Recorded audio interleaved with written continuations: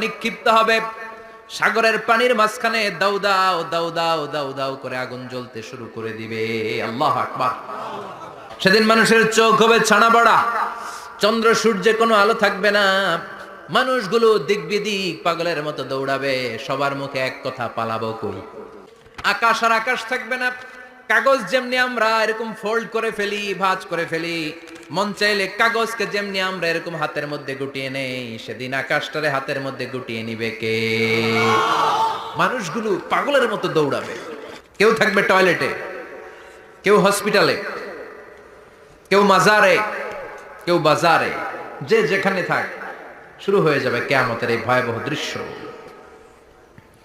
দুধের বাচ্চাকে রেখে দিয়ে মা দৌড়ে পালাবে। দুধের বাচ্চা রেখে মা কোথাও যায়? কলিজার টুকরা এটা, দুধের বাচ্চা, এটারে ফেলে মা কোথাও যায় না। কিন্তু কিয়ামতের এই ঝাঁকুনির দৃশ্য দেখে, আল কারিয়া মাল ওমা আদরাকা মাল, এই দৃশ্য দেখে দুধের বাচ্চারে রেখে মা দিবে দৌড়। আমি আমার খুতবার শুরুতে সূরাতু আল কারিয়ার প্রথম 3টি আয়াত তেলাওয়াত করেছি। এই সূরার ভেতরে আল্লাহ তাআলা কিয়ামতের নকশা এঁকে দিয়েছেন, কিয়ামতের প্রামাণ্য বর্ণনা দিয়েছেন। কিয়ামত যে একদিন হবে, এই পৃথিবী যে ধ্বংস হয়ে যাবে, এটার ব্যাপারে সবার অগাধ বিশ্বাস আছে তো? না সন্দেহ সন্দেহ লাগে? সন্দেহ আছে কারো? এই পৃথিবী একদিন থাকবে না, ভেঙে চুরমার হয়ে যাবে, খান খান হয়ে যাবে, সব ম্যাসাকার হয়ে যাবে। আমি থাকবো না, আপনি থাকবেন না, আমরা কেউই থাকবো না। থাকবে একজন, তিনি কে? এটার নাম কিয়ামত, যেটার ব্যাপারে বিশ্বাস না থাকলে ইমানের ঘাটতি চলে আসবে, ঠিক কি না?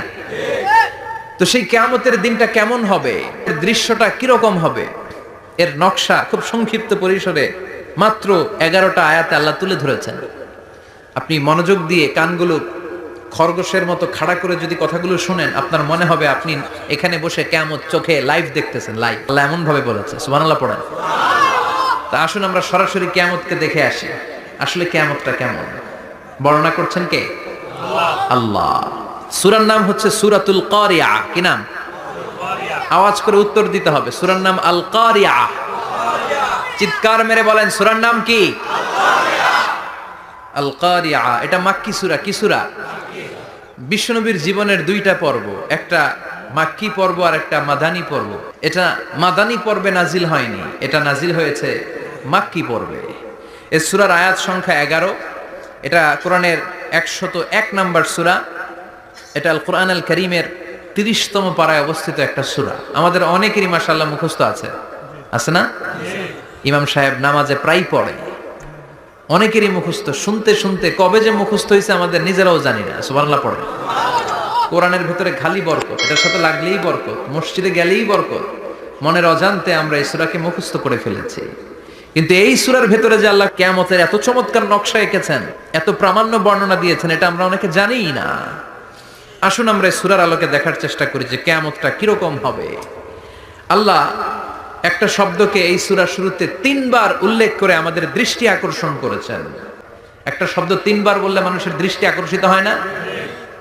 যেহেতু এটা আরব দেশে নাজিল হয়েছে, আবার মক্কায়, মক্কার লোকেরা আরবি বোঝে, তাদেরকে প্রথম বলা হলো আল কারিয়া। তারা ফিরে তাকালো, কি আল কারিয়া? আবার বলা হলো মাল কারিয়া। কি মাল কারিয়া?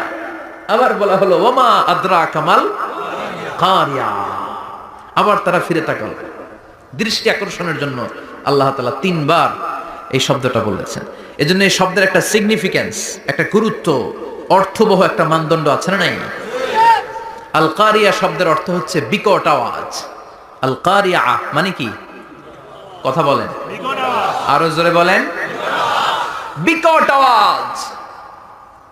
এই বিকট আওয়াজটা তৈরি করার জন্য আল্লাহ তাআলা একজন ফেরেশতা তৈরি করেছেন, যার নাম হচ্ছে ইসরাফিল।